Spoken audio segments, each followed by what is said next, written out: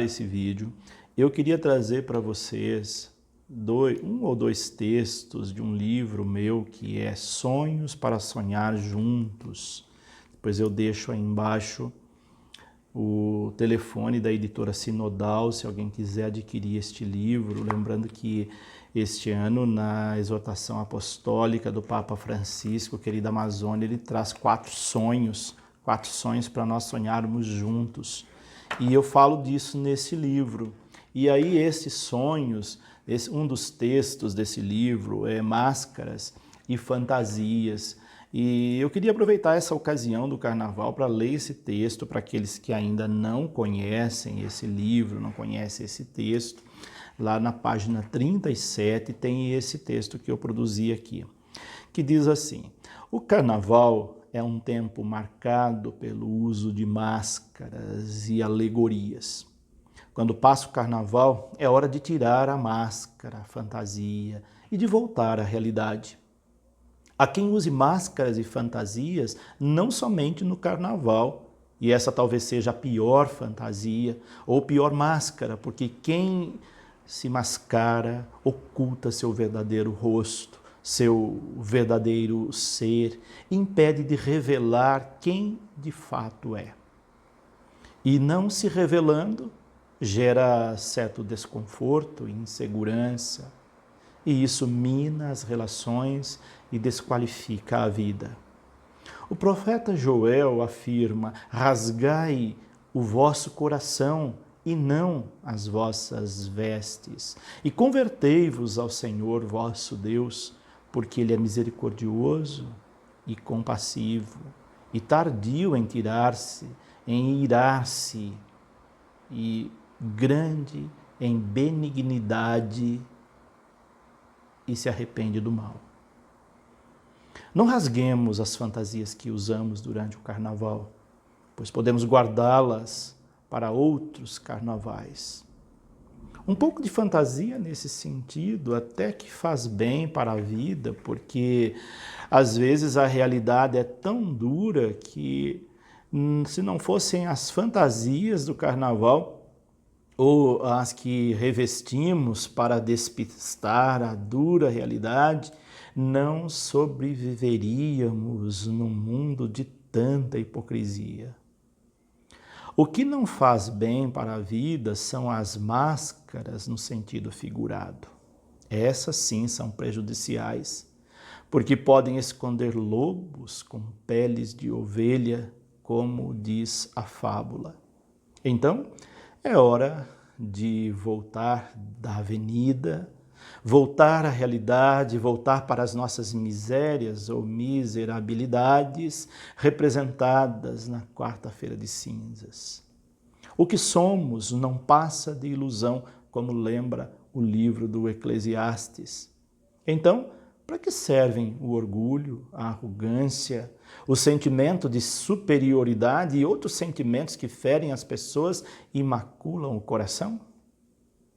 Apesar de tudo que somos e fazemos, Deus se volta em nossa direção e nos perdoa, deixando somente bênçãos. Cada dia é tempo de voltar-se para Deus e vê-lo misericordioso e compassivo, disposto a converter nossas faltas, fraquezas ou fantasias que nos colocam fora da realidade, nossas arrogâncias e ganâncias. Deus nos espera de braços abertos e na imensidão do seu amor Ele nos purifica, nos lava por inteiro do pecado e apaga completamente a nossa culpa. A primeira carta de João assim testemunha: se dissermos que não temos pecado nenhum, a nós mesmos nos enganamos e a verdade não está em nós. Se confessarmos os nossos pecados, Ele é fiel e justo para nos perdoar os pecados e nos purificar de toda injustiça. Percebamos os sinais do amor misericordioso de Deus. Deus é amor, Deus é misericórdia, Deus é compaixão. Portanto, deixemos de lado todas as máscaras e fantasias que simbolizam falsidade, ilusão, simulacro e sejamos nós mesmos pessoas autênticas, pessoas que não têm medo de olhar no espelho e reconhecer o próprio rosto, que não escondem o rosto por medo ou vergonha, mas que assumem a realidade. A vida é um grande carnaval, mas para ser autêntica ela dispensa máscaras e fantasias.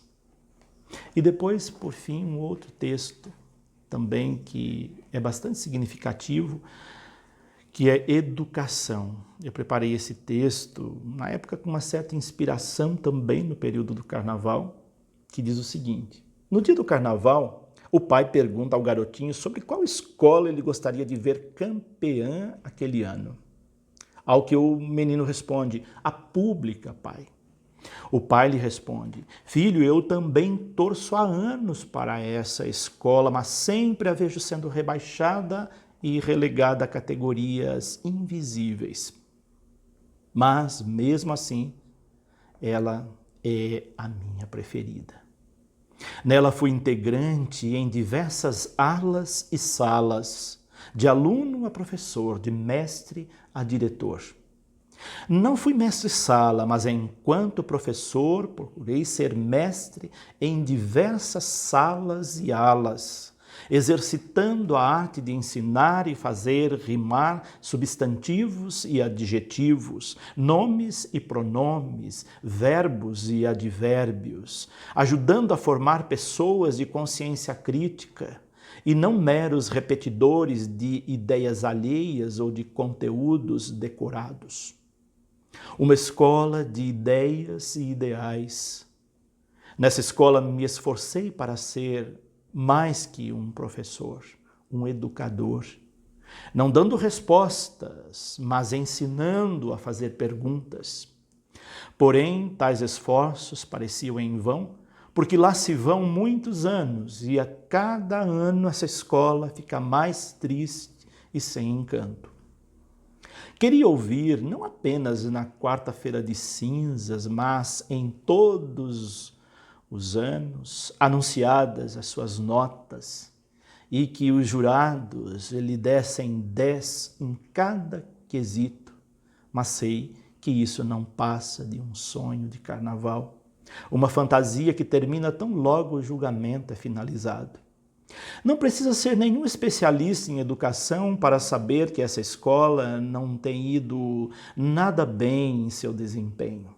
Sua comissão de frente luta para apresentar seu enredo com movimentos coreografados, técnicos e dinâmicos, mas a maioria segue no descompasso, apesar dos esforços de alguns abnegados professores. Em vez de evoluir, ela parece retroceder. Algumas décadas, quem terminava o ensino fundamental, antigo, primário, saía sabendo ler, escrever, somar e interpretar. Hoje, saem semi-analfabetos do ensino médio e isso parece não ter remédio enquanto a escola não ensinar a pensar.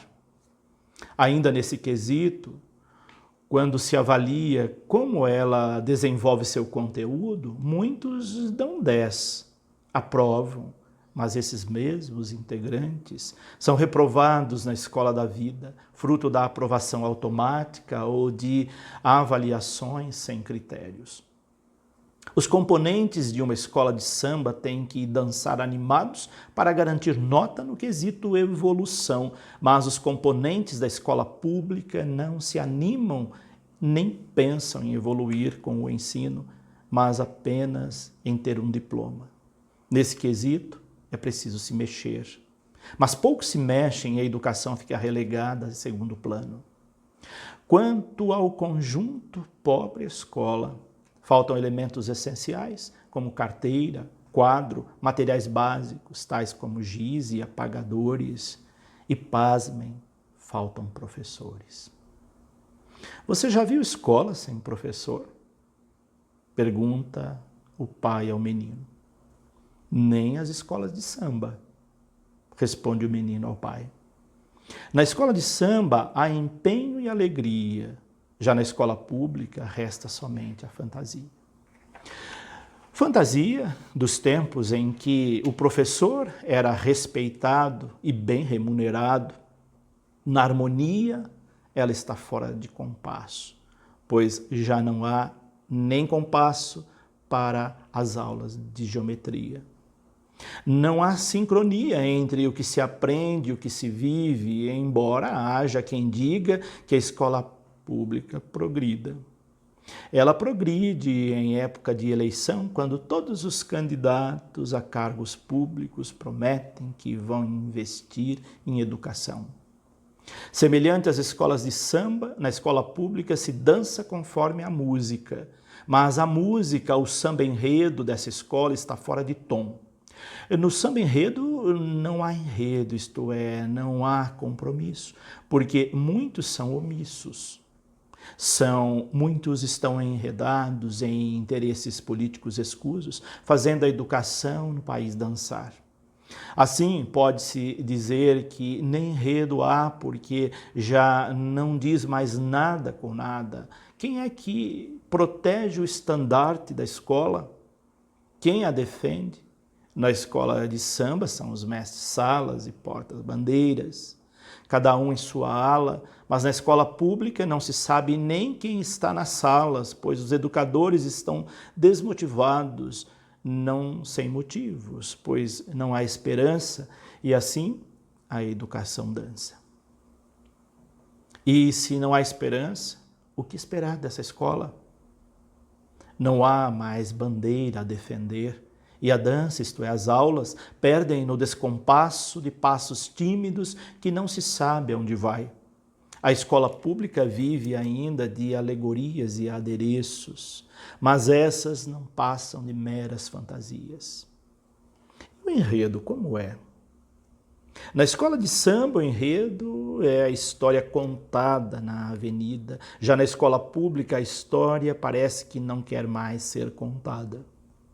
Mas restam ainda a fantasia, a ilusão e os sonhos de tempos de alegria.